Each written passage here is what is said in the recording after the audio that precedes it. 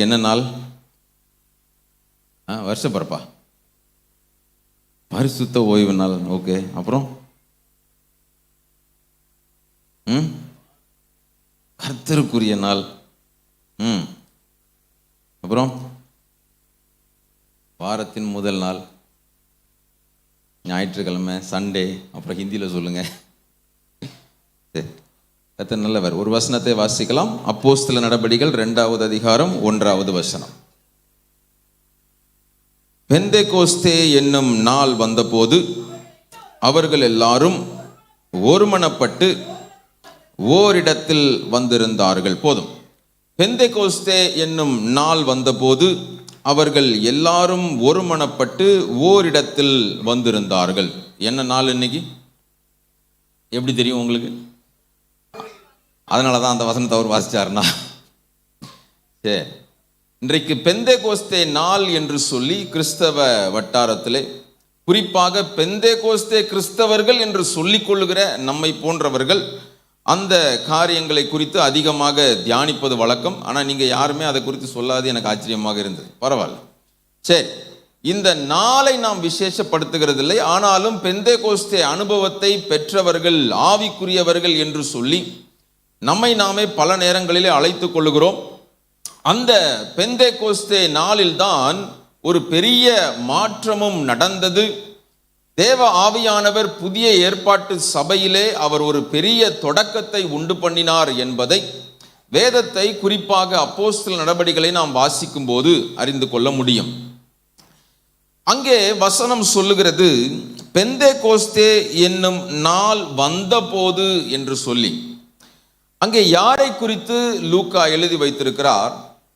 இயேசு மரித்து உயிர்த்தெழுந்த பின்னர் அவர் 40 நாட்கள் இந்த உலகத்திலே அவர் சீஷர்களுக்கும் மற்றவர்களுக்கும் அவர் காட்சி கொடுத்து கொண்டிருந்தார். அதற்கு பின்னர் அவர் பரமேறி செல்லும் போது கிட்டத்தட்ட 500 பேர் அவரை பார்த்து கொண்டிருந்தார்கள் என்று சொல்லி நாம் வாசிக்கிறோம். அதற்கு பின்னரும் ஆண்டவர் சொல்லும் போது, அவர்களோடு இருந்தபோது அவர் சொல்லும் போது, நீங்க வேறு எங்கும் சென்று விடாமபடி எருசலேமிலே நீங்கள் தங்கி தரித்திருங்கள். அங்கே ஆண்டவர் ஒரு முக்கியமான காரியத்தை உங்களுக்காக கட்டளையிட போகிறார் என்பதை ஒரு வாக்குத்தத்தமாகவே அவர் சொல்லியிருந்தார். அவர் சொன்ன வாக்குத்தத்தங்கள் பல நேரங்களிலே நிறைவேறுவதற்கு பல ஆண்டுகள் ஆகலாம். ஆனால் சில வாக்குத்தத்தங்கள் உடனடியாக சம்பவித்துவிடும்.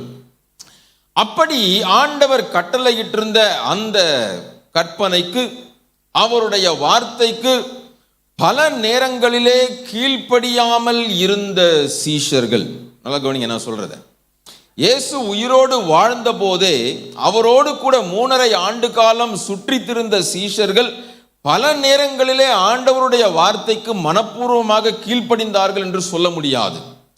ஆனால் அப்படி இருந்த அந்த சீஷர்கள், அதிலும் குறிப்பாக பேதுரு, யோவான், இந்த அவருடைய இன்னர் சர்க்கிள்ல நெருங்கிய வட்டாரத்தில் இருந்த சீஷர்கள் கெத்செமனே தோட்டத்திலே ஒரு மணி நேரம் கூட அவரோடு விழித்திருந்து ஜெபிக்க முடியாத சீஷர்கள் கிட்டத்தட்ட 10 நாட்கள் இப்பொழுது எருசலேமிலே காத்திருக்கிறார்கள். எத்தனை நாள்? 10 நாள். நான் ஏன் அதை சொல்றேன்? அப்படி அவர்கள் 10 நாள் எப்படி இயேசு இன்றைக்கு தங்களோடு சரீர பிரகாரமாக இல்லாத அந்த நாட்களிலே அவரோடு உறவாடுகிற அந்த நெருக்கம் இல்லாத இந்த நாட்களிலே அவர் பரமேறி சென்று விட்ட பின்னரும் அவருடைய வார்த்தைக்கு கீழ்ப்படிந்தவர்களாய் அங்கே 10 நாட்கள் அங்கே எருசலேமிலே தங்கி இருக்கிறார்கள்.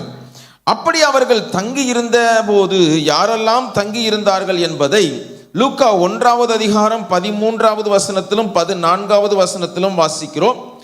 அங்கே மரியாளும் இருந்தார் என்றும் சொல்லப்பட்டிருக்கிறது. யாரு? இயேசுவின் தாயாகிய மரியாளும் இருந்தார் என்றும் சொல்லப்பட்டிருக்கிறது. ஆக அந்த கூடி வந்திருந்தவர்களிலே ஒரு 120 பேர் ஏறக்குறைய என்று வசனம் சொல்லுகிறது. அந்த 120 பேரும் என்ன செய்கிறார்கள்? பெந்தெகோஸ்தே என்கிறதான ஒரு நாள் வருகிறது. அந்த நாள் வந்தபோது அவர்கள் எல்லாரும் ஒருமனப்பட்டு ஓரிடத்தில் வந்திருந்தார்கள். அது ஒரு மேல் வீடு என்று வசனம் சொல்லுகிறது. எப்படி வந்திருந்தாங்க? ஒருமனப்பட்டு ஒரு மேல் வீட்டறையிலே வந்திருந்தார்கள். இந்த சீஷர்களுடைய ஆரம்ப கால வாழ்க்கையை நீங்கள் பார்க்கும்போது 2 பேருக்குள்ளேயே பல நேரங்களிலே ஒரு மனம் இருக்காது. பல நேரங்களிலே அவர்கள் நான் பெரியவனா நீ பெரியவனா என்று சொல்லி ஒவ்வொருத்தர் ஒவ்வொரு விதமாக செயல்படுவதை நீங்கள் பார்க்கலாம். ஆனால் இந்த நாட்களிலே அவர்கள் ஒருமனப்பட்டவர்களாக அந்த மேல் வீட்டறையிலே ஏறக்குறைய 120 பேர் கூடி வந்திருந்தார்கள் என்று அங்கே வேத வசனம் காண்பிக்கிறது. அப்படி வந்திருந்த அந்த நாளில்தானே 2வது வசனம் 3வது வசனத்தை வாசிக்கலாம். அப்போஸ்தலர் 2 3வது வசனம். அப்பொழுது பலத்த காற்று அடிக்கிற முழக்கம் போல வானத்திலிருந்து சடிதியாய் ஒரு முழக்கம் உண்டாகி அவர்கள் உட்கார்ந்திருந்த வீடு முழுவதையும் நிரப்பிற்று. அல்லாமலும் அக்கினிமயமான நாவுகளைப் போல பிரிந்திருக்கும் நாவுகள் அவர்களுக்கு காணப்பட்டு அவர்கள் ஒவ்வொருவர் மேலும் வந்து அமர்ந்தது. போதும். அங்கே சொல்லப்படுகிறது, அப்படி அவர்கள் 120 பேர் ஒருமனப்பட்டு அந்த மேல் வீட்டறையிலே கூடி ஜெபித்துக் கொண்டிருந்த போது பலத்த காற்று அடிக்கிற முழக்கம் போல முதலாவது காற்றை அங்கே ஆண்டவர் காண்பிக்கிறார். 2வது ஒரு பெரிய சத்தத்தை காண்பிக்கிறார். 3வது அந்த அக்கினிமயமான நாவுகள் என்று சொல்லப்படுகிற அந்த காரியமும் அங்கே நடந்தேறுகிறது என்பதை அங்கே லூக்கா மூலமாக ஆவியானவர் எழுதி வைத்திருக்கிறார். அது எந்த நாளிலே நடந்ததாம்? பெந்தேகோஸ்தே என்னும் நாள் வந்தபோது. எந்த நாள்? பெந்தேகோஸ்தே என்னும் நாள் வந்தபோது. அந்த காரியத்தை குறித்து தான் ஒரு சில காரியங்களை இன்றைக்கு நான் உங்களோடு கூட காண்பிக்க விரும்புகிறேன். பல நேரங்களிலே இந்த பெந்தேகோஸ்தே பண்டிகை அல்லது இந்த பெந்தேகோஸ்தே நாள் என்பதை நாம் அனுசரிக்கும் போது பல நேரங்களிலே பல ஆவிக்குரிய திருச்சபைகள் இதை ஒரு பண்டிகையாகவே மாலை நேரத்தில் விசேஷ கூட்டங்களை வைத்து அனுசரிப்பார்கள். அங்கே செய்யப்படுகிற பொதுவான ஒரு காரியம், அங்கே காற்று அடிக்கிற முழக்கம் போல காற்று வீசினது, பெரிய சத்தம் உண்டானது, தேவனுடைய சத்தம் அங்கே வெளிப்பட்டது, தேவனுடைய அக்கினி மயமான அங்கே அக்கினியின் அபிஷேகம் அங்கே இறங்கியது என்பதை மையப்படுத்தி அங்கே நடந்த அந்த காரியங்களை மையப்படுத்தி பல காரியங்களை, ஆண்டவருடைய அபிஷேகம் ஏன் முக்கியமானது, அவருடைய ஆவியானவர் எப்படி அருளப்பட்டார் என்கிறதான காரியங்களை பல சூழ்நிலைகளிலே தியானிப்பதை நாம் பார்த்திருக்கிறோம். ஆனால் இன்றைக்கு சற்று உங்களுடைய கவனத்தை கொஞ்சம் ஆழமாக அந்த பெந்தேகோஸ்தே நாள் என்றால் என்ன என்பதை நான் விளக்கி காண்பித்து விட்டு அது ஏன் ஆண்டவர் கட்டளையிட்டிருந்தார், அந்த நாளிலே நமக்குள் நடக்க வேண்டிய முக்கியமான காரியம் என்ன என்பதை நான் காண்பிக்க போகிறேன். எத்தனை பேர் ரெடியா இருக்கீங்க கேட்கறதுக்கு? அல்லேலூயா. ஆமா, இந்த பக்கம் இருக்கவங்களாம் கையை தூக்க மாட்டீங்கன்னு தெரியும். தூக்கின அந்த 4 பேரை கர்த்தர் ஆசீர்வதிப்பாராக. சரி, அந்த பெந்தேகோஸ்தே நாள் என்று புதிய ஏற்பாட்டிலே நாம் வாசிக்கிறோமே, அது புதிய ஏற்பாட்டு நாளா பழைய ஏற்பாட்டு நாளா? சரி, இப்படி கேட்கிறேன், புதிய ஏற்பாட்டு பண்டிகையா பழைய ஏற்பாட்டு பண்டிகையா? புதிய ஏற்பாட்டு பண்டிகை. புதிய ஏற்பாட்டு பண்டிகைன்னு சொல்றவங்களாம் கை தூக்குங்க பார்ப்போம். என்ன நீங்களும் கை தூக்கல? இந்த பக்கம் புதிய ஏற்பாட்டு பண்டிகையா? சரி, பழைய ஏற்பாட்டு பண்டிகைன்னு சொல்றவங்கலாம் ஆமா, பரவாயில்ல, ஒரு 5-6 பேர் கை தூக்கிறீங்க. தெரிஞ்சு தூக்குங்களா தெரியாம தூக்குனீங்களான்னு தெரியாது. சரி, இந்த பெந்தேகோஸ்தே பண்டிகை என்பது ஒரு பழைய ஏற்பாட்டு பண்டிகை. என்ன பண்டிகை? பழைய ஏற்பாட்டு பண்டிகை. தேவன் தம்முடைய ஜனங்கள், இஸ்ரவேல் ஜனங்கள் எகிப்திலே அடிமைகளாக இருந்தார்கள். அவர்களை அற்புதமாக அந்த அடிமைத்தனத்திலிருந்து ஆண்டவர் வெளியே கொண்டு வந்தார். அவர் ஆபிரகாமுக்கு வாக்கு பண்ணி இருந்தபடியே அவருடைய சொந்த ஜனங்கள், அவருடைய சொந்த சம்பத்தாகிய ஜனங்கள் 400 ஆண்டுகால அடிமைத்தனத்திற்கு பின்னர் அங்கே எகிப்து தேசத்தை விட்டு விடுதலையாகி வருவார்கள் என்று சொல்லி அவர் வாக்கு பண்ணியிருந்தார். அப்படி அவர்களை அற்புதமாக சொல்லி இருந்தபடியே விடுதலையாக்கி கொண்டு வந்தார். இத்தனை ஆண்டுகள் அவர்கள் அடிமைத்தனத்திலேயே வாழ்ந்த ஜனக்கூட்டமாக இருந்தபடியினாலே அவர்களுக்கு உள்ளாக எந்த ஒரு கொண்டாட்டமோ அல்லது தேவன் கட்டளையிட்ட மகிழ்ச்சியின் தருணங்களோ, தேவனுடைய கற்பனைகளின்படி ஆசரிக்க வேண்டிய பண்டிகைகளோ அவர்களுக்கு இல்லாதிருந்தது. அப்படிப்பட்ட சூழ்நிலையில் தான் ஆண்டவர் அந்த எகிப்தின் ஜனங்களுக்குள்ளாக முதலாவது 9 வாதைகளை அனுப்பினார். 10 வாதை அனுப்பினார், ஆனா முதல்ல 9 வாதைகளை அனுப்பினார். கடைசியாக அனுப்பினதுதான் அந்த தலைச்சன் பிள்ளைகள் எல்லாம் என்ன செய்யப்படுவார்கள்? கொல்லப்படுவார்கள். அது நடந்த பின்னர் நீங்கள் வெளியிலே வருவீர்கள். அந்த வெளியே வருகிற முதல் நாளிலிருந்தே அவர்களுக்கென்று ஆண்டவர் சில பண்டிகைகளை எழுதி கொடுத்தார். ஆண்டவர் அடிமைத்தனத்திலிருந்து ஜனங்களை கொண்டு வரும்போது எப்படி தான் கொண்டு வர்றாரு? செலிப்ரேஷனோட தான் கொண்டு வர்றார். ஆண்டவர் தம்முடைய ஜனங்களுக்கு மிகுதியான மகிழ்ச்சிகளையும் ஆனந்தத்தையும் சந்தோஷத்தையும் கொடுத்துத்தான் ஆண்டவர் வெளியே கொண்டு வருகிறார். இந்த காரியத்தை நீங்க நிறைய பகுதியில் வாசிக்கலாம், எல்லாத்தையும் காண்பிக்க எனக்கு நேரம் இருக்காது. யாத்ராகமம் 12ஆம் அதிகாரத்தில் வாசிச்சுக்கோங்க, லேவியராகமம் 23வது அதிகாரத்தில் வாசிச்சுக்கோங்க. இப்படி ஆண்டவர் எழுதி கொடுத்த ஒரு 7 பண்டிகைகள் வேதத்திலே சொல்லப்பட்டிருக்கிறது. அதை நீங்கள் லேவியராகமத்தின் புத்தகம் 23வது அதிகாரத்தில் வாசிக்கலாம். முதலாவது சொல்லப்பட்டிருக்கிறது பஸ்கா என்னும் பண்டிகை. என்ன பண்டிகை? பஸ்கா பண்டிகை. இந்த பக்கம் இருக்கவங்களும் சொல்லணும், எனக்கு சத்தம் கேட்கணும் இந்த சைடு. பஸ்கா பண்டிகை சொல்லுங்க. ரெண்டாவது புளிப்புள்ள அப்ப பண்டிகை.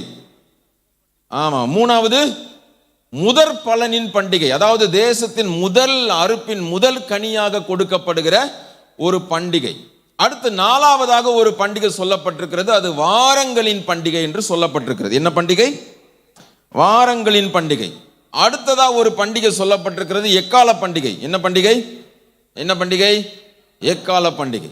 அடுத்தது பாவ நிவர்த்தி செய்யும் நாள் என்று சொல்லி த டே ஆஃப் அட்டோன்மெண்ட் அப்படின்னு ஒரு பண்டிகை கொடுக்கப்பட்டிருக்கிறது.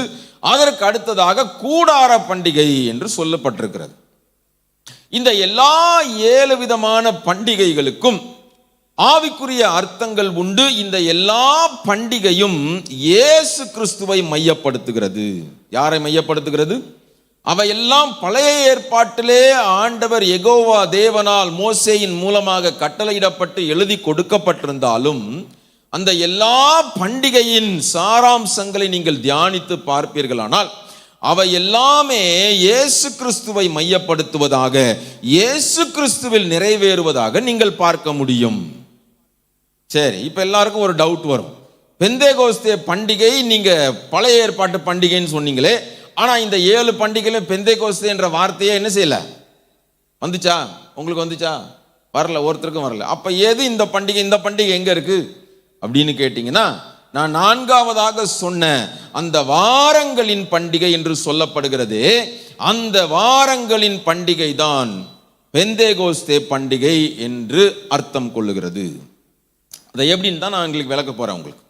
சரி, இப்போ லேவியராகமத்தின் புஸ்தகம் 23வது அதிகாரத்துக்கு எடுத்துக்கோங்க. யாத்ராகமம் 12ஆம் அதிகாரத்தையும் நீங்க வீட்டில் போய் வாசித்துக்கோங்க. ஆண்டவர் அந்த 10வது வாதையாகிய தலைச்சன் பிள்ளைகள் எல்லாம் எகிப்திலே சங்கரிக்கப்படும், சங்கார தூதன் உங்களுடைய தேசங்களுக்கு உள்ளாக கடந்து போவான் என்று அவர் சொல்லி இருந்த போது ஜனங்களுக்கு ஒரு கட்டளையையும் கொடுத்தார். சங்கார தூதன் கடந்து செல்லும் போது நீங்கள் பாதிக்கப்படாமல் இருக்க வேண்டுமானால் நீங்கள் ஒரு காரியத்தை செய்ய வேண்டும். என்ன செய்யணும்? பஸ்கா என்ற ஒரு ஆட்டுக்குட்டியை அடித்து அதன் ரத்தத்தை எடுத்து அதை என்ன செய்யணும்? உங்க வீட்டு நிலக்காலில் நீங்க பூசி வைத்துக் கொள்ள வேண்டும். அந்த பஸ்காவை எப்படி ஆசரிக்க வேண்டும் என்பதையெல்லாம் யாத்ராகமத்தில் விளக்கமாக சொல்லப்படுகிறது. அந்த முதலாவது மாதம் 14ஆம் தேதியிலே தான் அந்த பஸ்கா அடிக்கப்பட வேண்டுமாம். அதுவும் அந்தி சாய்கிற கிட்டத்தட்ட ஈவினிங் 3 o'clock அந்த டைம்ல என்ன செய்யப்பட வேண்டும்? அந்த பஸ்காவாகிய ஆடு அடிக்கப்பட வேண்டும். ஆனால் அந்த ஆட்டை 4 நாட்களுக்கு முன்னரே ஒவ்வொரு இஸ்ரவேல் ஜனத்தின் குடும்பமும் தெரிந்தெடுக்க வேண்டும். அந்த ஆடு எப்படிப்பட்டதா இருக்க வேண்டும்? 1 வயது நிரம்பின ஆடா இருக்க வேண்டும். நல்லா கவனிங்க. என்ன அடுத்தது? அந்த ஆடு எந்த காயமும் இல்லாமல் பழுதற்றதாக, குற்றமற்றதாக. ஏன் நான் குற்றமற்றதாக என்று சொல்லுகிறேன் என்றால் இவை எல்லாம் இயேசுவை அடையாளப்படுத்துகிறது. ஒரு சின்ன காயம் இருக்கக்கூடாது, ஒரு கீறல் இருக்கக்கூடாது, அதிலே ஊனம் இருக்கக்கூடாது. பரிசுத்தமான ஒரு ஆட்டுக்குட்டியை, 1 வயது நிரம்பிய ஆட்டுக்குட்டியை நீங்கள் தெரிந்தெடுக்க வேண்டும். அந்த ஆட்டை நீங்கள் எப்படி அடிக்க வேண்டும், சமைக்க வேண்டுமா? அதில் ஒரு எலும்பும் என்ன செய்யப்படக்கூடாது? முறிக்கப்படக்கூடாது. அப்படி அந்த பஸ்கா ஆட்டை நீங்கள் 4 நாட்கள் முன்னமே தெரிந்தெடுத்து, அதாவது 10ஆம் தேதியே தெரிந்தெடுத்து, அதை எங்கேயும் போயிடாம நீங்க பத்திரமா நீங்க பாதுகாத்து வைத்து 14ஆம் தேதி சாயங்கால வேளையிலே அதை அடித்து அதன் இரத்தத்தை ஒரு பாத்திரத்திலே சேர்த்து ஈசோப்பு தழல் என்று சொல்லப்படுகிற அந்த செடியிலே அதை தோய்த்து உங்கள் நிலக்கால்களிலே நீங்கள் அடையாளம் போட வேண்டும். நல்லா கவனிங்க. 4 நாட்களுக்கு முன்னரே அங்கே பஸ்கா ஆடாகிய அந்த ஆடு ஆயத்தம் பண்ணப்பட வேண்டும். இயேசு அடிக்கப்படுவதற்கு ஒரு சில நாட்களுக்கு முன்னரே அவர் எருசலேமுக்குள் பிரவேசித்தார். அந்த 1 வயது ஆடு என்பது எப்படி ஒரு ஆட்டின் வாலிப பருவத்தின் மெச்சூரிட்டியை குறிக்கிறதோ, இயேசுவும் ஒரு மெச்சூர்டான வாலிப நிலையிலே 33.5 வயது ஆன அந்த நிலைமையிலே அவர் எருசலேமுக்குள் பிரவேசித்தார்.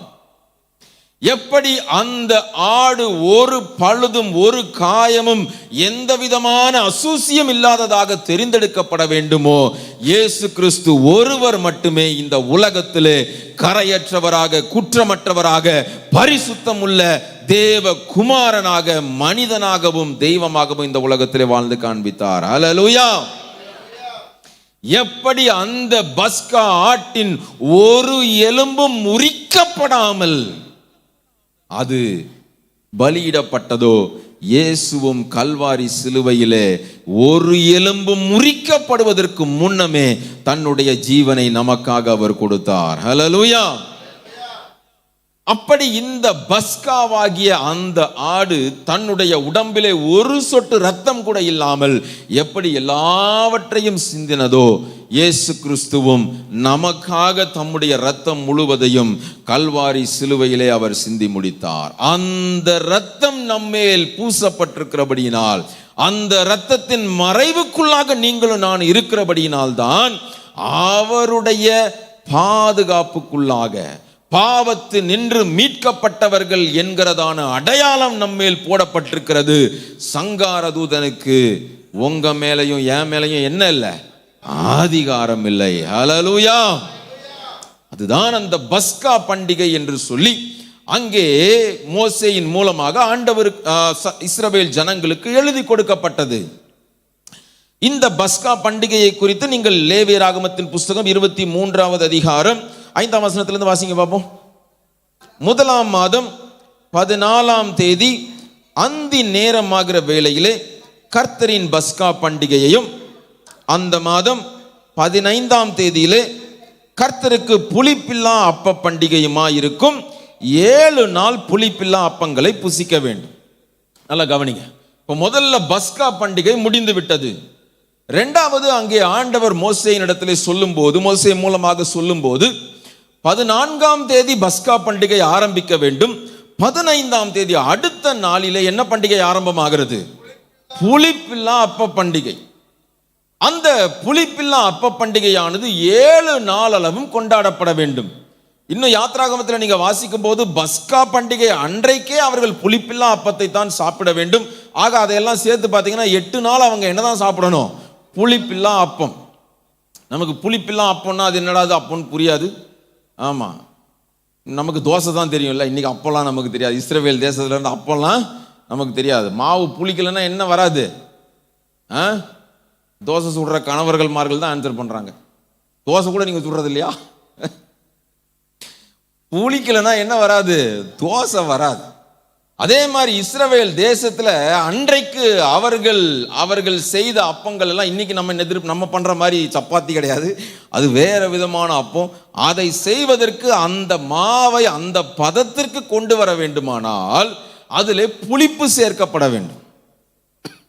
அந்த புளிப்பு சேர்க்கப்பட்டு அது சில நாட்கள் பதப்படுத்தப்பட்டால்தான் அவர்கள் செய்கிற அந்த அப்பமானது அந்த பதத்திற்கு வரும். நீங்கள்லாம் பேக்கரியில் போனால் கேக் வாங்குறீங்க. என்ன கேக்கு? நம்ம அந்த க்ரீம்லெஸ் கேக், அது என்னது சாஃப்டாக இருக்குமே, அந்த கேக்கெல்லாம் எப்படி அந்த சாஃப்ட்னஸ் வருதுன்னு நினைக்கிறீங்க? என்ன சேர்க்குறாங்க அதில்? ஈஸ்ட் சேர்க்குறாங்க. அதை கூட ஆண்கள் தான் ஆன்சர் பண்ணியிருக்கிறாங்க. ஆமாம், ஈஸ்ட் சேர்க்குறாங்க. அப்படி அதை ஈஸ்ட் சேர்த்தாதான் எப்படி அந்த பதத்திற்கு வருகிறதோ, அந்த இஸ்ரவேல் ஜனங்கள் அவர்கள் அப்பம் சுடுவதற்கு புளிப்பை சேர்த்தால்தான் அந்த அப்பம் என்ன வரும், அந்த பதத்திற்கு வரும். அவர்கள் பஸ்காவை அனுசரித்து பஸ்கா ஆட்டை அடிக்கிற அந்த நாளிலே, அடுத்த நாளிலே எல்லாம் அவர்கள் ராஜாவி, அதாவது இஸ்ரவேல் எகிப்தில் இருக்கிற தலைச்சன் பிள்ளைகள் எல்லாம் கொல்லப்பட போகிறது. அவசரமாக கிளம்ப போறாங்க. அவங்க அப்பத்துக்கு மாவை ரெடி பண்றதுக்கு, புளிப்பை போட்டு பதப்படுத்துறதுக்குலாம் அவங்களுக்கு நேரம் இருக்காது. இருக்கிறத அப்படியே எடுத்துட்டு போகணும். புளிப்பில்லாத அப்பத்தை தான் நீங்க என்ன செய்யணும், 7 நாள் சாப்பிட வேண்டும் என்று ஆண்டவர் சொல்லிவிட்டார். இந்த புளிப்பில்லா அப்பம் எதை குறிக்கிறது? இந்த புளிப்பு என்பது முதலாவது எதை குறிக்கிறது? வாசிங்க பார்ப்போம். 1 கொரிந்தியரின் புஸ்தகம் 5வது அதிகாரம் 6ஆம் வசனத்திலிருந்தே வாசிச்சிருங்க. நீங்கள் மேன்மை பாராட்டுகிறது நல்லதல்ல, கொஞ்சம் புளித்தமா பிசைந்த மா முழுவதையும் புளிப்பாக்கும் என்று அறியீர்களா?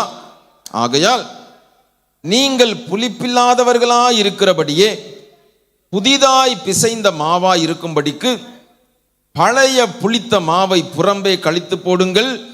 ஏனெனில் நம்முடைய பஸ்காவாகிய கிறிஸ்து நமக்காக பலியிடப்பட்டிருக்கிறாரே.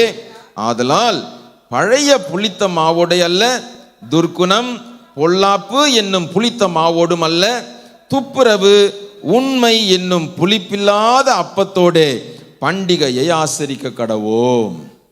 இங்க புளிப்பை குறித்து பவுல் பல காரியங்களை அங்கே எழுதுகிறார். அங்கே 6வது வசனத்தில் அவர் சொல்லும் போது கொஞ்சம் புளித்தமா என்ன பண்ணுமா, பிசைந்த மா முழுவதையும் புளிப்பாக்கிறோம். 1ஆம் வசனத்திலிருந்து நீங்க வாசிப்பீங்கன்னா அங்கே கொரிந்து சபைக்குள்ளே நடக்கிற ஒரு அசுத்தமான பாவத்தை குறித்து பவுல் எழுதுகிறார். இப்படிப்பட்ட பாவம் செய்கிறவர்களை நீங்கள் சகித்து கொண்டிருக்கிறீர்களே, அந்த கொஞ்சம் புளித்தமா எல்லா மாவையும் கெட்டு போக பண்ணுமே. முதலாவது நீங்க என்ன செய்யணும், அந்த புளிப்பை கலைந்து போட வேண்டும் என்று பவுல் சொல்லுகிறார். இப்ப முதல்ல புளிப்பு எதுக்கு தெரியுமா அடையாளம்? பாவத்திற்கு அடையாளம். பஸ்காவாகிய ஆட்டுக்குட்டியான கிறிஸ்து நமக்காக அடிக்கப்பட்டு விட்டார். அவருடைய இரத்தத்தின் பாதுகாப்பு நமக்கு கிடைத்து விட்டது. அவருடைய இரத்தத்தின் மீட்பு நமக்கு கிடைத்து விட்டது. பரிசுத்தவானாக மாற்றிவிட்டார்.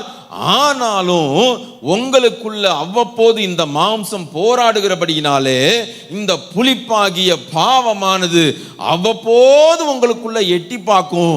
அது சின்னதா தான் ஆரம்பிக்கும், ஆனா முழு ஜீவியத்தையும் அது என்ன பண்ணிரும், கெடுத்து போட்டு விடுமே. அதனால என்ன பண்ணுங்கப்பா, அந்த பழைய புளிப்பெல்லாம் தூக்கி ஓரமா வச்சுட்டு புதிதாக பிசைந்த மாவாக புது சிருஷ்டியாக ஆண்டவர் உங்களை மாற்றி இருக்கிறாரே. உங்க பழைய மனுஷன் சிலுவையில் அறையப்பட்டிருக்கிறானே, அந்த பழைய மனுஷனை கலைந்து போட்டவர்கள் என்பதை நீங்கள் நினைவு கூறும் வண்ணமாக இந்த புளிப்பில்லா அப்ப பண்டிகை நீங்க என்ன செய்யணும், சாப்பிடணும். பலி கொடுக்கறது இல்லை, புளிப்பில்லாத அப்பத்தை இவங்க தான் என்ன செய்யணும், சாப்பிடணும். இன்னும் கசப்பான கீரையெல்லாம் சாப்பிடணும்னு போட்டிருக்கு. சரியா, அதெல்லாம் விளக்க நேரம் இல்லை. அப்ப இந்த புளிப்பில்லாத அப்பத்தை சாப்பிடுகிற அனுபவம், அதுவும் 7 நாள் என்பது பரிபூரணத்தை குறிக்கிறது. ஆண்டவர் எதிர்பார்க்கிறது இந்த புளிப்பில்லா அப்பத்தை நீங்கள் சாப்பிடுவதன் மூலமாக உங்களை முழு பரிபூரண பரிசுத்தத்திற்குள்ளாக உங்களை நீங்கள் அர்ப்பணிக்கிறீர்கள் என்பதற்கு அடையாளமாகத்தான் அந்த புளிப்பில்லா அப்ப பண்டிகை என்பது சொல்லப்பட்டிருக்கிறது. அடுத்தது அங்க என்ன நடக்குதான், 8வது வசனத்தில் அவர் சொல்லும் போது, துர்க்குணம் பொல்லாப்பு என்னும் புளித்த மாவோடும் அல்ல. என்னதான் நீங்க ஆண்டவருடைய பாதுகாப்புக்குள்ள வந்துட்டாலும், ரட்சிப்பின் அனுபவத்தை பெற்றுட்டாலும், அந்த ஜென்ம சுபாவம்னு ஒன்று இருக்குது பார்த்தீங்களா, உங்களுக்குள்ள இருக்கிற அந்த துர்க்குணம் இருக்குது பார்த்தீங்களா, உங்களுக்குள்ள காணப்படுகிற பொல்லாப்பு இருக்குது பார்த்தீங்களா, அது என்ன செய்யும், அவ்வப்போது உங்களை வந்து மேற்கொள்ள தான் ட்ரை பண்ணும். அதுவும் அந்த மாவை கெடுத்து போடும். அதையும் நீங்கள் கலைந்து போட்டு என்று பவுல் எழுதுகிறார். இப்படி புளிப்புக்கு நிறைய காரியங்களை சொல்லிக்கிட்டே போகலாம். அடுத்து லூக்காலெல்லாம் வாசிக்கிறோம், ஆண்டவர் சொல்றாரு, பரிசேயர் சதுசேயர் என்பவர்களுடைய மாயமான புளித்த மாவை குறித்து எச்சரிக்கையாயிருங்கள். அது எதை குறிக்கிறது?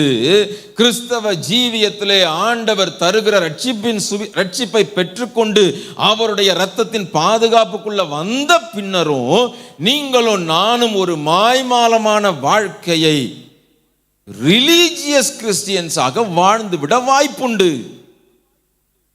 நாம் எல்லாரும் மதவாதிகள் அல்ல, ஆவிக்குரியவர்கள். we are not religious, we are spiritual. ஆனா இந்த பரிசேயர் சதுசேயருடைய வாழ்க்கையை நீங்க பார்க்கும்போது அவங்க எப்பவுமே என்னதான் சொல்லுவாங்க? நாங்கெல்லாம் அதை கடைபிடிக்கிறோம், இதை கடைபிடிக்கிறோம், நாங்க கை கழுவாம சாப்பிட மாட்டோம், ஓய்வு நாளில் வேலை செய்ய மாட்டோம். எல்லாமே எதை குறித்து தான் பேசுவாங்க? நியாய பிரமாணத்தை குறித்து தான் பேசுவாங்க. ஆனால் ஆண்டவர் தந்திருக்கிற புதிய பிரமாணத்திற்குள்ள அவங்க கடைசி வரைக்கும் என்ன செய்யல? வரவே இல்லை. அதைத்தான் ஆண்டவர் சொல்லுகிறார், நீங்க பல நேரங்களில் சடங்காச்சார கிறிஸ்தவர்களாக மாறி விடுவதற்கு வாய்ப்புண்டு. எப்படி? ஞாயிற்றுக்கிழமைனா சர்ச்சுக்கு போகணும், அப்புறம் மீதி நாள் உலகத்துக்கு போயிடணும், அப்படி வாழ்ந்து விடுவதற்கு வாய்ப்புண்டு. நீங்களும் நானும் அப்படி போயிடக்கூடாது என்பதையும் இயேசுவே அங்கே சொல்லுகிறார். பரிசேயர் சதுசேயர் என்கிற புளித்த மாவை குறித்து நீங்க எச்சரிக்கையா இருங்க. அது லூக்கா 12:1 இருக்கு. அடுத்து மார்க் 8:15 சொல்லும்போது ஏரோதின் புளித்தமா அப்படின்னு சொல்றார். இது என்ன ஏரோதின் புளித்தமா? ஒன்னு ரிலீஜியஸ் பீப்புள் மாய்மாலமா தான் இருப்பாங்க, இன்னும் அதிகார வர்க்கத்தில் இருக்கிறவங்களும் மாய்மாலமா தான் இருப்பாங்க. ஆண்டவர் தந்திருக்கிற அதிகாரம் என்பதை ஏற்றுக்கொள்ளாதவன் ஏரோது. ஆனா உலகத்துல வேதம் நமக்கு என்ன சொல்லுது?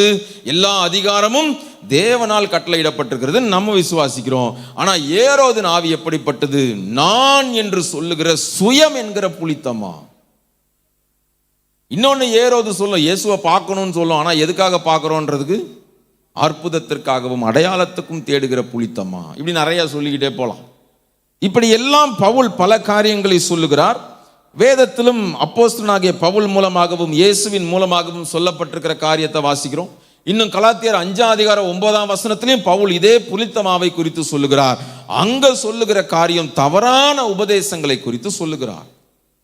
அப்ப நல்லா போயிட்டு இருக்கிற ஒரு கிறிஸ்தவ சமுதாயத்திற்குள்ள, ஆவிக்குரிய ஜனங்களுக்குள்ள, சபைக்குள்ள ஒரு சின்ன தவறான உபதேசம் எங்கேயோ எழும்பும்னா அது என்ன பண்ணுமா? முழு சபையையும் கெடுத்து போடும் என்று பவுல் சொல்லுகிறார். இப்படி நிறைய காரியங்களை சொல்லலாம்.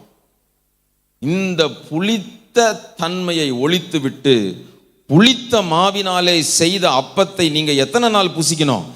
7 நாள் புசிக்க வேண்டும் என்று சொல்லி லேவியராகமத்தின் புஸ்தகத்தில் வாசிக்கிறோம்.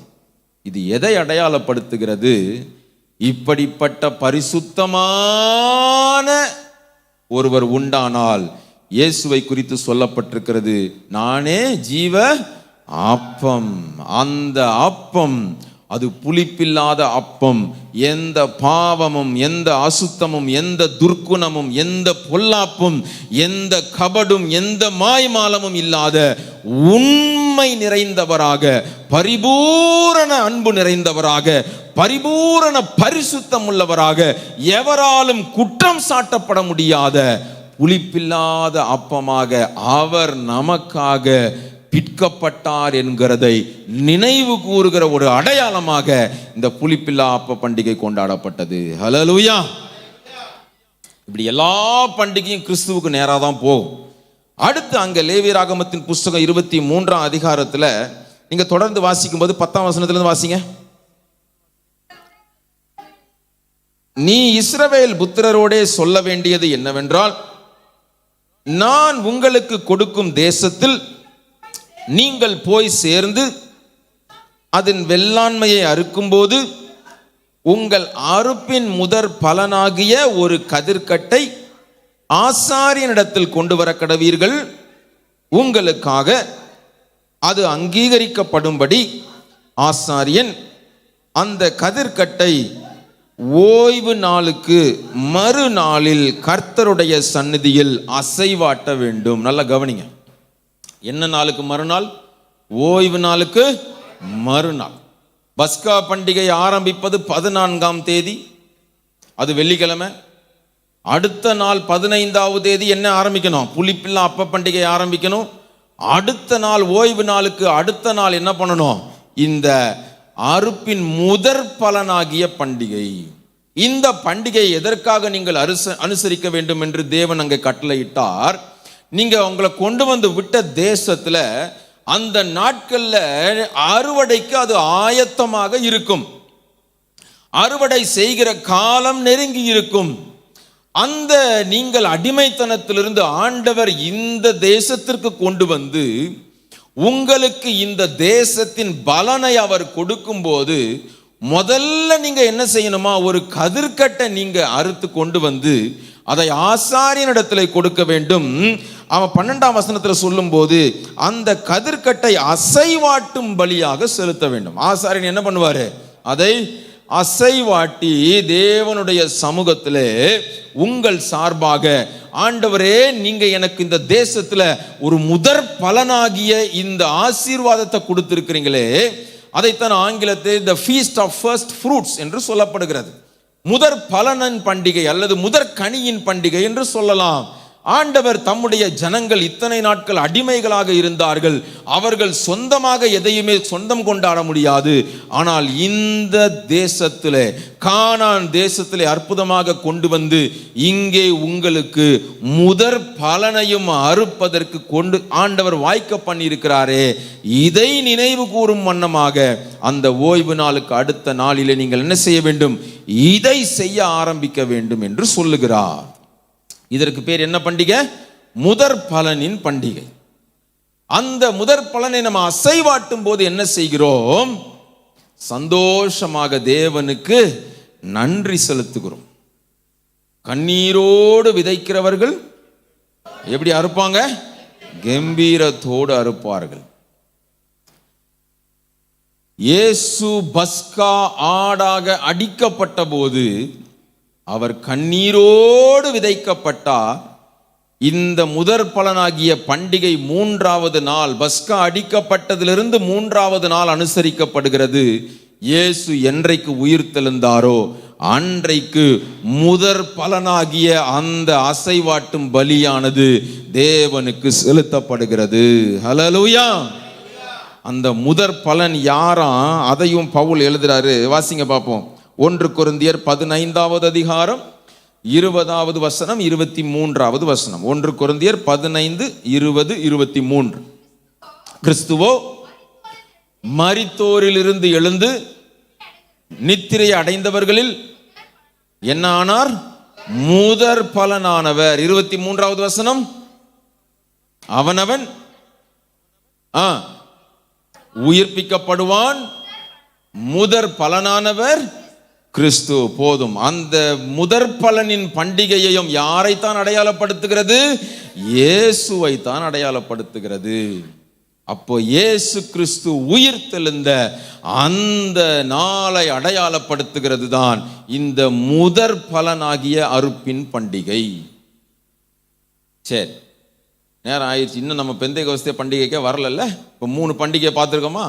இப்போ 4வது பண்டிகை என்ன சொன்னேன் நான்? வரங்களின் பண்டிகை இல்லை அக்கா, வாரங்களின் பண்டிகை. என்ன பண்டிகை? இந்த பக்கம் இருக்கவங்களாம் சொல்லுங்க, என்ன பண்டிகை? வாரங்களின் பண்டிகை, the feast of the weeks அப்படின்னு சொல்லுவாங்க. சரி, இப்போ அதை குறித்து வாசிக்கலாம். வாசிங்க பாப்பா. லேவியராகமம் 23வது அதிகாரம் 15ஆம் வசனத்திலிருந்து வாசிங்க. நீங்கள் அசைவாட்டும் கதிர்க்கட்டை கொண்டு வரும், அதாவது நீங்க இந்த முதற் பலனை செலுத்துகிறீங்கல்ல, முதற் பலனின் பண்டிகையை கொண்டாடுறீங்கல்ல, அந்த நாள் வாசிங்க. கொண்டு வரும் ஓய்வு நாளுக்கு மறுநாள் முதற்கொண்டு என்ன துவங்கி 7 வாரங்கள் நிறைவேறின பின்பு. நல்லா கவனிங்க, நல்லா கவனிங்க. இப்போ அந்த அசைவாட்டும் பலியை நீங்க செலுத்துனீங்களே, அறுப்பின் முதற் பலனை செலுத்துனீங்களே, இன்னும் சொல்ல வேண்டுமானால் கண்ணீரோடு விதைத்து கம்பீரத்தோடு அறுக்கப்பட்ட அந்த இயேசுவின் உயிர்த்தெழுதலின் நாளை கொண்டாடுனீங்களே, அன்னையில இருந்து 7 வாரம் சொல்லணும். எத்தனை வாரம்? 7 வாரம்னா எத்தனை நாள்? 49 நாள். 7 7 49 நாள். வாசிங்க. 7ஆம் ஓய்வு நாளுக்கு மறுநாள் ஆகிய 50ஆம் நாள் மட்டும் எண்ணி, போதும் போதும் போதும். அப்போ அந்த அறுப்பின் முதற் பலனாகிய அந்த அசைவாட்டும் பலியை செலுத்தின அந்த நாளுக்கு அடுத்த நாள்ல இருந்து 7 வாரம் போச்சுன்னா மொத்தம் எத்தனை நாள்? 50 நாள். 50 நாள் ஆயிருச்சா? ஆமா. அந்த 50வது நாளிலும் ஆண்டவர் ஒரு பண்டிகையை கொண்டாட சொல்லுகிறார். அது 7 வாரம் கழித்து என்று வந்தபடியினாலே அது வாரங்களின் பண்டிகை என்று சொல்லப்படுகிறது. அந்த 50 என்பதன் கிரேக்க பதம் தான் பெண்டிகாஸ்ட். என்ன காஸ்ட்? பெண்டெகோஸ்தே என்று சொல்லப்படுவது தமிழ் வார்த்தை அல்ல, அது ஒரு கிரேக்க வார்த்தை. அந்த 50வது நாள் கொண்டாடப்படுகிற அந்த வாரங்களின் பண்டிகை என்பது இஸ்ரவேல் மற்றும் யூத ஜனங்களுக்குள்ளே எப்படி பஸ்கா முக்கியமாக அனுசரிக்கப்பட்டதோ, எப்படி புளிப்பில்லா அப்ப பண்டிகை முக்கியமாக அனுசரிக்கப்பட்டதோ, எப்படி அந்த அறுப்பின் முதற்பலனான பண்டிகை முக்கியமானதாக அனுசரிக்கப்பட்டதோ, இந்த வாரங்களின் பண்டிகை என்று சொல்லப்படுகிற பெந்தேகோஸ்தே பண்டிகையும் மிக மிக முக்கியமானதாக அனுசரிக்கப்பட்டது. அப்போ அந்த இஸ்ரவேல் ஜனங்கள் எந்த தேசத்துல இருந்தாலும் அவர்கள் தங்களுடைய சொந்த இடமாகிய தேவன் கட்டியிருந்த எருசலேமின் தேவாலயம் இருக்கிற எருசலேமுக்கு பஸ்கா பண்டிகைக்கு முன்னமே வந்து விடுவார்கள். அந்த பஸ்காவை ஆசரிப்பார்கள், புளிப்பில்லா பண்டிகையை ஆசரிப்பார்கள், அந்த அறுப்பின் முதற்பலன் பண்டிகையை செலுத்தும் வண்ணமாக பண்டிகையை ஆசரிப்பார்கள். அதை முடித்துட்டு அந்த 50வது நாள் அட்லீஸ்ட் அந்த பெந்தேகோஸ்தே நாள் வரை இருந்து அங்கே தாவீது அடக்கம் பண்ணப்பட்ட அந்த கல்லறையின் அருகிலே போய் அன்றைக்கு அவர்கள் நேரத்தை செலவிடுவது வழக்கம். அந்த தாவீது அடக்கம் பண்ணின அந்த கீழ் வீட்டிற்கு மேலே இருந்த மேல் வீட்டில்தான் இவர்கள் கூடியிருந்தார்கள் என்று சரித்திரம் சொல்லுகிறது. அப்போ அந்த பெந்தேகோஸ்தே என்கிற அந்த நாளைத்தான் ஆண்டவர் ஒரு முக்கியமான காரியத்தை சரித்திரத்தில் செய்ய போகிறேன் என்பதை இயேசு கிறிஸ்து வெளிப்படுவதற்கு முன்னமே பழைய ஏற்பாட்டிலே அடையாளமாக அவர் வாரங்களின் பண்டிகை என்று எழுதி கொடுத்திருக்கிறார். நல்ல கவனிங்க. இப்போ அந்த நாளிலே தான் அவர்கள் எல்லாரும் ஒருமனப்பட்டவர்களாய் அப்போஸ்தலர் 2ஆம் அதிகாரத்திலே அவர்கள் கூடியிருக்கிறார்கள் என்பதை நாம் வாசிக்கிறோம். அந்த இடத்திலே என்றைக்கும் இல்லாத ஒரு மனம் அவர்களுக்குள் காணப்பட்டது. அந்த காரியம் நடந்தேறின போது நீங்க கீழே வாசிப்பீங்கன்னா அப்போஸ்தலர் 2ஆம் அதிகாரத்தில் 9, 10, 11 நீங்க வாசிப்பீங்கன்னா, என்னுடைய நினைவு சரியா இருக்குன்னா கிட்டத்தட்ட 18 பகுதியிலிருந்து வந்திருந்த ஜனங்கள் அங்கே இருக்கிறார்கள். சரியா? பம்பிலியா, எகிப்து, சிரேனே, இப்படி பல பகுதிகளிலே சிதறி போயிருந்த யூதர்கள் இன்னும் மற்ற யூதரல்லாத ஜனங்களும் அன்றைக்கு எருசலேமிலே கூடி வந்திருக்கிறார்கள். ஏதோ ஒரு வீட்டிலே அமைதியாக கூடியிருந்த 120 பேருக்குள்ளாக மிகப்பெரிய காற்று வீசுகிறது, மிகப்பெரிய சத்தம் உண்டாகிறது, அக்கினிமயமான நாவு உண்டாகிறது. அங்கே அவர்கள் பல பாஷைகளிலே பேச ஆரம்பிக்கிறார்கள் என்பதை பார்த்து அவர்கள் கூட்டம் கூடி ஆச்சரியப்பட்ட அந்த சம்பவத்தை தான் நீங்கள் அங்கே பார்க்கிறீர்கள். அதை பார்க்கும்போது ஜனங்கள் எல்லாரும் ஆச்சரியப்பட்டு பார்க்கிறார்கள். அப்பொழுதுதான் அங்கே பேதுரு எழும்பி நின்று பேசும்போது சொல்லுகிறான் 16, 17வது வசனத்தில், யோவேல் தீர்க்கதரிசி மூலமாக உரைக்கப்பட்ட கடைசி நாளிலே நான் என்ன செய்வேன்?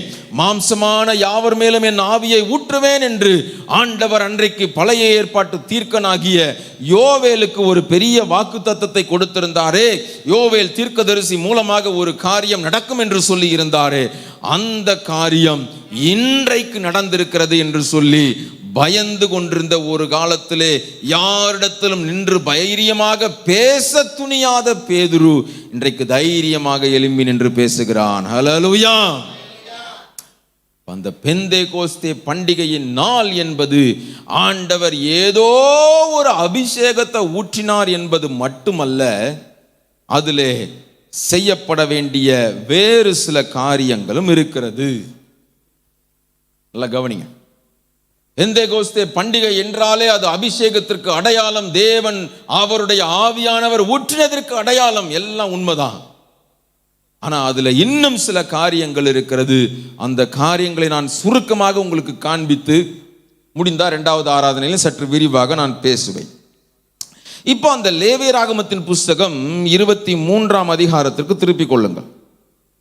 அந்த 23வது அதிகாரத்திலே 16ஆம் வசனத்திலிருந்து வாசிங்க திரும்ப. 7ஆம் ஓய்வு நாளுக்கு மறுநாளாகிய 50ஆம் நாள் மட்டும் எண்ணி கர்த்தருக்கு புதிய போஜன பலியை செலுத்த கடவீர்கள். ஆண்டவர் இங்க சொல்றாரு, அந்த 50வது நாள்ல நீங்க என்ன செய்யணும்? புதிய போஜன பலியை செலுத்த வேண்டும். இப்ப வாசிங்க.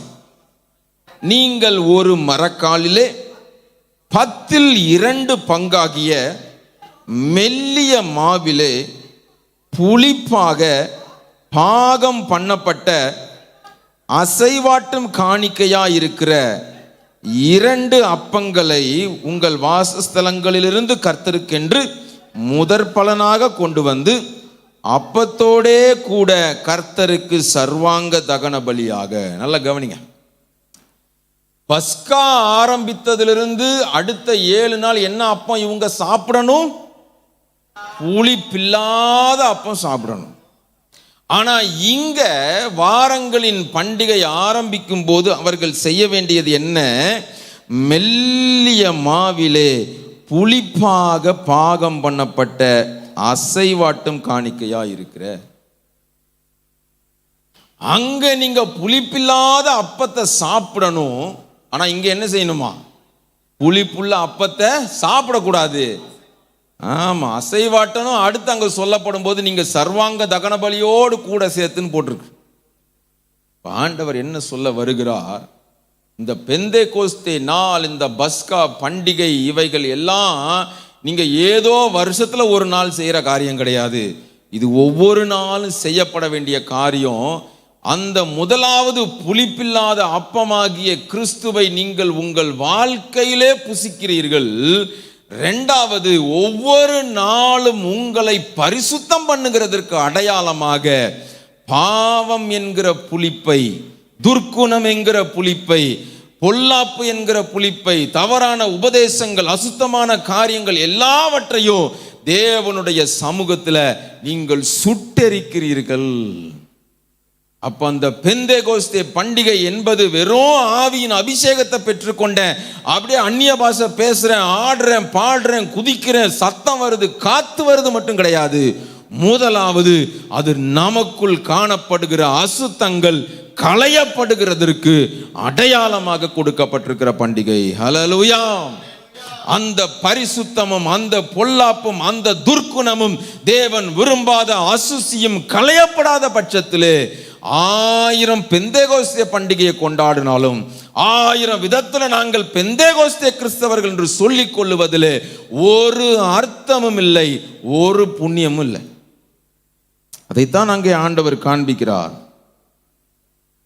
புளிப்பில்லாத அப்பம் என்பது இயேசு கிறிஸ்துவுக்கு அடையாளம். புளிப்புள்ள அப்பம் என்பது அவ்வப்போது நம்முடைய வாழ்க்கையிலே சில நேரங்களிலே நம்மை அறியாமல் அல்லது அறிந்து துணிகரமாக நாம புளிப்பை சேர்த்துருவோம். அது ஒவ்வொரு நாளும் தேவ சமூகத்தில் என்ன செய்யப்பட வேண்டும்? களையப்பட வேண்டும், சுத்திகரிக்கப்பட வேண்டும். அப்ப அந்த பெந்தேகோஸ்தே பண்டிகையின் அர்த்தம் அந்த இஸ்ரவேல் ஜனங்களுக்கு புரிஞ்சிச்சா இல்லையான்னு எனக்கு தெரியல. பண்டிகையை ஆசரித்தார்கள், ஆனால் இயேசு கிறிஸ்து மூலமாக இவையெல்லாம் நிறைவேறியது. அவர் மிகுந்த வேதனையோடு கூட பின் நாட்களிலே ஏசாயாவிடத்தில் சொல்லும் போது 1ஆம் அதிகாரத்தில், உங்க பண்டிகையெல்லாம் நான் என்ன செய்யறேன்? வெறுக்கிறேன் என்று சொல்லுகிறார். கடைசியில் காண்பிக்கிறார். ஏன் அதை சொன்னார்? எல்லாம் நீங்க சடங்காச்சாரமாக செய்தீங்க, பட் அதை எதுக்கு நான் சொன்னேன்னு உங்களுக்கு தெரியலையே. எதற்காக நீங்கள் அனுசரித்தீர்கள்? ஏதோ ஒரு சடங்காச்சாரமாக நீங்கள் மாறி போனீர்களே. இன்னைக்கு நம்ம பார்த்த ஆண்டவர் என்ன சொல்லுவார்? அந்த பண்டிகை இந்த பண்டிகை. இன்னைக்கு ஒரு சிலர் நான் எக்காலம் ஊதுறேன்னு எக்காலம் ஊதிட்டு இருக்கிறாங்க. எதுக்கு அதை ஊதுறாங்கன்னு தெரியல. ஆண்டவர் சொன்னாரா அப்படி? அன்னைக்கு எக்காலத்தை எல்லாரும் சேர்ந்து ஊதுங்கன்னார். இன்னைக்கு ஒருத்தர் மட்டும் ஸ்டேஜில் நின்று ஊதிட்டு இருக்கிறார். அதுக்கு ஒவ்வொன்று விளக்கம். முதல் எக்காலம் ஊதும் போது இதுக்கு ஒரு விளக்கம். இதெல்லாம் எங்கேருந்து வந்துச்சு? நம்ம புதுசாக ஏதாவது ஒன்று செஞ்சால் என்ன வரும்? நம்ம ஆட்களுக்கு அதுதான். இவர் ஏதோ புதுசாக ஒன்று செய்கிறாரு. அதுவும் 7வது எக்காலம் ஊதும் போது மைக்கு கிட்ட பிடிப்போம் நல்லா. அது என்னது? ரிவர்பா வைப்ரேஷனா? நல்லா சத்தமா ஊதுனோடனே நம்ம மக்கள் உடனே எல்லாம் கை தட்டி. எக்கால பண்டிகை ஆண்டவர் எதுக்கு சொன்னார்? விளக்க நேரம் இல்லை. எங்க போயிட்டோம்? இப்படி தவறான உபதேசங்கள், ராங் பிராக்டிஸ் எல்லாம் வந்து தான் நல்லா இருக்கிற மாவை புளித்த மாவா மாத்திக்கிட்டு இருக்குது. இன்னும் ஒரு சில கோமாளிகள் சேர்ந்து இப்ப கூடார பண்டிகை கொண்டாடுறாங்க. கூடார பண்டிகை ஆண்டவர் எதுக்கு செஞ்சாரு? சிம்பிளா சொல்லணும்னா, நீ கூடார வாசிப்பா இந்த உலகத்துல, நீ என்னதான் சம்பாதிச்சாலும் என்னதான் சேர்த்து வச்சாலும் எல்லாத்தையும் கொண்டு போக முடியாதுன்னு நினைச்சுக்கோ முதல்ல. அதனால நீ இருக்கிறத வச்சு ஆடாதன்னு சொல்றதுக்காக சொன்னாரு. ஆனா இவங்க வருஷம் ஃபுல்லா இருக்கிறத வச்சு நல்லா ஆடி புட்டு எப்படி எப்படியெல்லாம் சேர்க்கணுமோ எல்லாத்தையும் சேர்த்துட்டு பண்றது கூடார பண்டிகை. சரி, இது எதுக்கு வந்துச்சு இப்போ? ஆமா, எதுக்கோ வந்துச்சு. சரி, அப்ப பெந்தேகோஸ்தே கிறிஸ்தவர்கள் என்று சொல்லும் போது முதல்ல நமக்குள்ள காணப்பட வேண்டியது, நமக்குள் பொல்லாப்பு, துர்க்கணம், பாவம், தேவம் விரும்பாத அசுத்தங்கள் உள்ளே வந்து விடுமானால் அது சுத்திகரிக்கப்பட வேண்டும், சுட்டரிக்கப்பட வேண்டும். அடுத்தது இந்த வாரங்களின் பண்டிகையை குறித்து உபாகமத்தின் புஸ்தகத்திலும் வாசிக்கிறோம். எடுங்க பாப்பா, உபாகமத்தின் புஸ்தகம் 16வது அதிகாரத்துக்கு எடுத்துக்கோங்க. 9 வாசிங்க. உபாகமத்தின் புஸ்தகம் 16. 7 வாரங்களை எண்ணுவாயாக. அறுப்பு அறுக்க தொடங்கும் காலம் முதல் நீ அந்த 7 வாரங்களையும் எண்ண வேண்டும். அவைகள் முடிந்தபோது வாரங்களின் பண்டிகையை உன் தேவனாகிய கர்த்தருக்கென்று ஆசரித்து, கண் தேவனாகிய கர்த்தர் உன்னை ஆசீர்வதித்தற்கு தக்கதாய் உன் கைக்கு நேர்ந்த மனப்பூர்வமான காணிக்கையாக பகுதியை செலுத்தி நிறுத்து போதும். இங்க இந்த 7ஆம் வாரத்தின் பண்டிகையை அந்த கொண்டாடும் போது ஆண்டவர் சொல்றாரு, இந்த வாரத்தின் பண்டிகைக்கு முன்னாடி என்ன பண்ணோம்? முதற் பலனாகிய கனியா அசைவாட்டும் பலியாக செலுத்தணும். ஆனா இன்னும் அது அறுப்பின் பண்டிகைன்னு போட்டிருக்கு. இந்த 49 நாள் முடிந்து 50வது நாள் இது கிட்டத்தட்ட அறுவடை முடிகிற காலம். அது சேர்ப்பின் பண்டிகை என்றும் சொல்லப்படுகிறது. சரியா? இப்போ ஆண்டவர் இந்த அறுப்பையெல்லாம் இவ்வளவு ஆசீர்வாதத்தை உனக்கு கொடுத்திருக்கிறாரே, அந்த நாள்ல நம்ம என்ன செய்யணுமா? ஆண்டவருக்கு மனப்பூர்வமாக எதையாவது செலுத்தி என்று அங்க வசனம் சொல்லுகிறது. இந்த பெந்தேகோஸ்தே நாளில் செய்யப்பட வேண்டிய 2வது காரியம் என்ன? நீங்க மனப்பூர்வமா எதை செலுத்துறீங்களோ இல்லையோ, உங்களை திரும்ப ஆண்டவருடைய அர்ப்பணத்திற்குள் கொண்டு வருகிற ஒரு நாள். ஹல்லேலூயா. நான் எப்பவுமே அதை செலுத்து இதை செலுத்துன்னு சொல்றது இல்லை. சரியா? சொல்லக்கூடாதுன்னு கிடையாது. வேதம் காணிக்கை குறித்து சொல்லுது. But I don't do that. ஏன்னா முதல்ல நம்ம கொடுத்துட்டோம்னு வச்சுக்கோங்களேன், ஆண்டவர் எதை கொடுக்க சொன்னாலும் தைரியமா கொடுத்துருவோம். ஆண்டவர் முதல்ல எதிர்பார்க்கறது என்னது? ஒன்ன நீ கொடுத்துருப்பா. முதல்ல நான் இந்த தேசத்துல உன்னை கொண்டு வந்தனே, முதல் அறுப்பின் கனியை நீ எடுத்தியே, இன்னைக்கு 49 நாட்கள் கடந்து 50வது நாள் வந்திருக்கிறையே, இன்னும் ஒன்ன நீ எனக்காக மனப்பூர்வமா கொடுத்திருக்கிறையா? நினைவு கூர்ந்து பார் என்று சொல்லித்தான் அந்த வாரங்களின் பண்டிகையிலே சொல்லுகிறார். அடுத்து அவர் சொல்லும் போது, இதுக்கு அடுத்து அவர் நிறைய காரியங்களை சொல்றார். 12ஆம் வசனம் வாசிங்க. நீ எகிப்தில் அடிமையாய் இருந்ததை நினைத்து இந்த கட்டளைகளை கைக்கொண்டு இவைகளின்படி செய்யக்கடுவாய். அடுத்து இந்த பெந்தேகோஸ்தேயின் நாளை எதற்கு அனுபவிக்கணுமா? எதற்கு அனுசரிக்கணுமா? நீ எகிப்தில் அடிமையா இருந்த பத்தியா, அதை நீ நினைத்து பார். நம்முடைய வாழ்க்கையில முந்தினவைகளை நினைக்க வேண்டாம், பூர்வமானவைகளை சிந்திக்க வேண்டாம். அது வேற அர்த்தத்தில் சொல்லப்பட்டிருக்கிறது. ஆனாலும் நம்முடைய பழைய வாழ்க்கையை நம்ம என்ன செய்யணும்? சில நேரத்தில் திரும்பி பார்க்கணும். அடிமையின் தாழ்மையை நோக்கி பார்த்தீரே. வசனம்லாம் இருக்குது, பாட்டெல்லாம் நல்லா பாடுறோம். ஆனா ஒவ்வொரு நாளும் ஒரு காலத்துல ஆண்டவரை அறிந்து கொள்வதற்கு முன்னதாக உங்களுடைய வாழ்க்கையை நீங்க திரும்பி பாருங்க. நீங்க பினான்சியலா நீங்க எப்படி இருந்தீங்கன்னு கூட பார்க்க வேண்டாம். உங்களுடைய ஆவிக்குரிய ஜீவியத்தில் எவ்வளவு அசுத்தம் உள்ளவர்களாக இருந்தோம், எத்தனை பாவம் நம்மை ஆட்கொண்டிருந்தது, எத்தனையாக பிறரால் விரும்பத்தகாதவர்களாக இருந்தோம், பாவத்திற்கும் சத்துருவிற்கும் உலகத்திற்கும் அடிமைகளாக இருந்தோம். தேவனை நோக்கி கூப்பிட்டோம். ஒரு நாள் இயேசுவின் ரத்தத்துக்குள்ள வந்தோம். இன்னைக்கு நீங்கள் நானும் அடிமைப்பட்டவர்கள் அல்ல, சுயாதீன பிரமாணத்தை பெற்றவர்கள். ஆமா, பவுல் சுயாதீன பிரமாணம் எழுதுறாரு. அதை விளக்கன்னா நேரம் இருக்காது. அது தனியே ஒரு பிரசங்கமா பண்ணணும். சரியா? அப்படி ஆண்டவர் தந்திருக்கிற இந்த விடுதலைக்குள்ள உன்னை கொண்டு வந்திருக்கிறாரேப்பா, அதை நீ நினைச்சு பாரு. அதை ஒரு தடவை என்ன செஞ்சிடாத, மறந்துடாத. இன்னைக்கு நீ நல்லா இருக்கிற இந்த கானான் தேசத்துல முதல்ல அறுப்பை எடுத்துட்ட, அடுத்து 7 வாரம் முடிந்து 2வது அறுப்பு அறுவடையும் முடிகிற நேரத்துல சேர்ப்பின் பண்டிகையாக நீ கொண்டாட போற. ஆனா எல்லாம் கிடைச்சிச்சுன்றதுனால பழைய நிலைமை என்ன செஞ்சிடாத, மறந்துடாத. ஒரு நாள்ல ஒன்னால நீ சுயமா ஒன்னும் செய்ய முடியாது, உன் கண்ட்ரோல்ல எதுவுமே கிடையாது. ஆனால் சத்ரு எல்லா கண்ட்ரோலையும் பிடித்து வைத்திருந்தான். ஆனா சிலுவையில நான் என்னை பலியாக கொடுத்தது நிமித்தமாக, என்னை நீ புளிப்பில்லா அப்பமாக ஏற்றுக்கொண்டது நிமித்தமாக உனக்கு ஒரு புதிய வாழ்க்கையை நான் கொடுத்திருக்கிறேனே, இந்த வாழ்க்கையை நீ சாதாரணமா அனுசரிச்சுட்டு போயிடாத. ஒவ்வொரு நாளும் நினைவு கூறுகிற ஒரு அனுபவத்திற்குள் நீ வருவதுதான் உண்மையான பெந்தெகோஸ்தே நாளின் அடையாளம். ஹல்லேலூயா. அடுத்தது அதே 16ஆம் அதிகாரத்துல 16ஆம் வசனம் வாசிங்க, 17 வாசிங்க.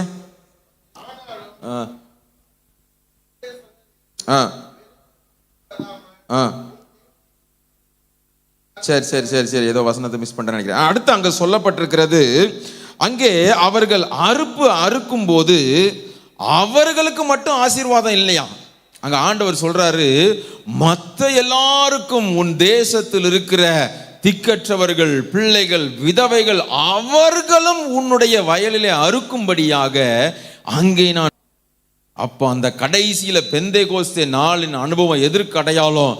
ஆண்டவர் நமக்கு தந்திருக்கிற நன்மை, ஆசீர்வாதம், நிறைவு எல்லாம் அது நமக்குள்ளேயே நிலைத்து நிற்கிறது இல்ல, நமக்குள்ளேயே இருந்தது வீணா போகிறது இல்ல, அது அநேகருக்கு ஆசீர்வாதமானதாக, அநேகரை போஷிக்கிற ஒரு நிலைமைக்கு அந்த நாள் மாற்றுகிறது என்பதற்கு அடையாளமாகத்தான் ஆண்டவர் அந்த வாரங்களின் பண்டிகையை அவர்களுக்கு கொடுத்தார்.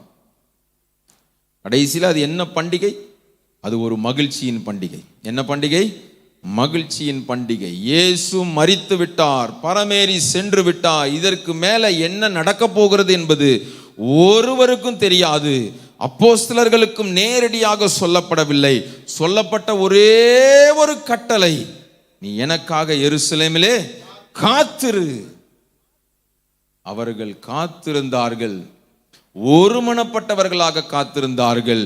தேவன் வாக்கு பண்ணி இருந்த அபிஷேகத்தையும் ஆவியானவருடைய நிறைவையும் ஊற்றப்பட்டவர்களாக பெற்றுக்கொண்டார்கள். ஹல்லேலூயா. ஆண்டவர் பழைய ஏற்பாட்டில் ஆவியானவர் செயல்பட்ட விதம் முற்றிலும் வித்தியாசமானது. புதிய ஏற்பாட்டில் ஆண்டவர் செயல்படுகிற விதம் முற்றிலும் வித்தியாசமானது. அதோ அந்நிய பாஷை பேசிட்டோம், கை தட்டிட்டோம், பாடிட்டோம், அடையாளம் பண்ணிட்டோம். ஆவியானவருடைய நிறைவு வரும்போது ஒவ்வொருவரும் அது வந்து it will manifest in a different way. ஒவ்வொருவருக்குள்ள இருந்து அது வித்தியாசமான அனுபவங்கள் மூலமாக வெளிப்படும். ஆவியானவருடைய நிறைவு வரும்போது ஒரு சிலர் தாங்க முடியாமல் என்ன செய்றோம்? கை தட்டுறோம். ஒரு சிலர் கண்ணீர் நிறுத்த முடியாத அளவுக்கு அழுகுறோம். ஒரு சிலர் நம்முடைய உடம்பை கண்ட்ரோல் பண்ண முடியாம ஏதோ நடக்குது நமக்குள்ள. அந்நிய பாஷை அடையாளத்தோடு கூட தேவ ஆவியானவர் நம்மோடு இடைப்படுவதை உணர்கிறோம். இப்படி அடையாளங்கள் நமக்கு கொடுக்கப்பட்டிருக்கிறது. ஆனால் அதையெல்லாம் தாண்டி ஆவியானவர் நம்மோடு கூட இருந்து நடத்தும்படியாக நமக்கு புதிய ஏற்பாட்டிலே கொடுக்கப்பட்டிருக்கிறார். ஹல்லேலூயா. பழைய ஏற்பாட்டில் ஆவியானவர் சிம்சோன் மேல இறங்குவார், அவ்வப்போது இறங்குவார். கிதியோன் மேல இறங்குவார், எப்தா மேல இறங்குவார், சவுல் மேல கூட இறங்கினார். சவுல் கூட தீர்க்க தரிசனம் சொன்னார். தாவீதின் மேல இறங்கினார். ஆனா தாவீது தன்னுடைய சங்கீதத்தில் சொல்லும் போது விசுவாசத்தோடு சொல்றான், உம்முடைய ஆவியை என்னை விட்டு எடுத்து போடாதிரும் என்று சொல்லுகிறான். அவனுக்கு விசுவாசம், ஆவியானவர் என் கூட இருக்கிறாருன்னு சொல்லி. ஆனா புதிய ஏற்பாட்டில் நமக்கு கொடுக்கப்பட்டிருக்கிற பெரிய வாக்கு தத்துவம், ஆவியானவர் வந்துட்டு போறவர் கிடையாது, அவர் நம்ம கூடவே இருக்கிறவர். நமக்கு கொடுக்கப்பட்டிருக்கிறது ஆவியா ஆவியானவரா? நமக்கு கொடுக்கப்பட்டிருக்கிறது ஆவியா ஆவியானவரா? ஆமா, உலகத்துல நிறைய ஆவி இருக்கு, நமக்கு கொடுக்கப்பட்டிருக்கிறது ஆவி கிடையாது, வேற திருத்துவ தேவனில் ஒருவராகிய பரிசுத்த ஆவியானவர் நமக்கு பெற்றவர்கள், ஆவியானவரை பெற்றவர்கள் ஆவியானவரால் நடத்தப்படுவார்கள். ஏதோ ஒரு ஆவியை பெற்றீங்கன்னா அந்த ஆவி தான் உங்களை நடத்தும். எப்ப பாரு ஏதாவது ஆவியாவே தெரியுதா? பெற்றது ஆவியானவரா எந்த ஆவியான்னு பாருங்க. சரியா? நமக்கு கொடுக்கப்பட்டிருக்கிறவர் ஆவியானவர். அவர் ஒரு ஆழ்த்தத்தரை நிரந்தரமாக நம்மோடு கூட வைத்துக் கொள்ளும்படியாக, அவர் நிரந்தரமாக நம்மோடு கூட இருந்து ஒவ்வொரு நாளும் நடத்தும்படியாக அவர் நமக்கு கொடுக்கப்பட்டார். அந்த நாள் தான் புதிய ஏற்பாட்டிலே பெந்தேகோஸ்தே நாள். இன்று வரை ஒவ்வொரு நாளும், ஒவ்வொரு நிமிடமும், ஒவ்வொரு மணித்துளியும் சாதாரண மனிதர்களாக அல்ல, நான் ஒரு பெந்தேகோஸ்தே அனுபவத்தை பெற்ற கிறிஸ்தவன் என்று சொல்லி தைரியமாக சொல்லத்தக்கதாக உங்களுக்கும் எனக்கும் பரிசுத்த ஆவியானவர் கொடுக்கப்பட்டிருக்கிறார். ஹல்லேலூயா.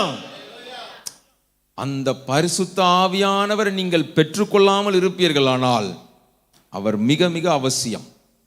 அது என்னன்னு ஒருவேளை உங்களுக்கு தெரியாம இருக்கலாம், அது என்னதுன்னு நமக்கு புரியாம இருக்கலாம், அது வந்தா என்ன நடக்கும், என்ன செய்யறாங்க அதெல்லாம் நமக்கு தெரியாம இருக்கலாம். ஆனா ஒண்ணு நடக்கும், பரிசுத்த ஆவியானவரை நீங்கள் பெற்றுக்கொள்ளும் போது அவர் உங்களை சகல சத்தியத்திற்குள்ளும் ஒவ்வொரு நாளும் நடத்துகிறதை நீங்கள் பார்ப்பீர்கள்.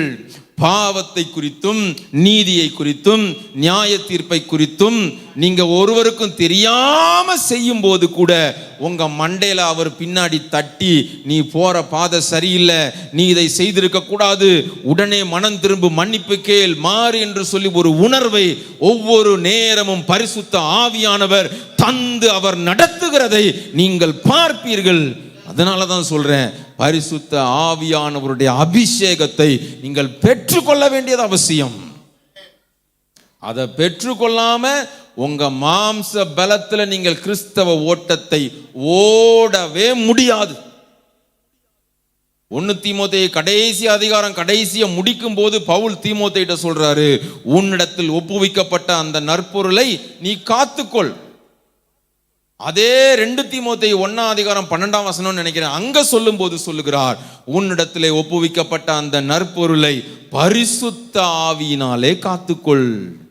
நம்மள்ட்ட ஒரு நற்பொருள் கொடுக்கப்பட்டிருக்கிறது, அது விலையேற பெற்ற ரட்சிப்பு, அது ஆண்டவர் தந்திருக்கிற இந்த விலையேற பெற்ற ஒரு மகிமையின் வாழ்க்கை.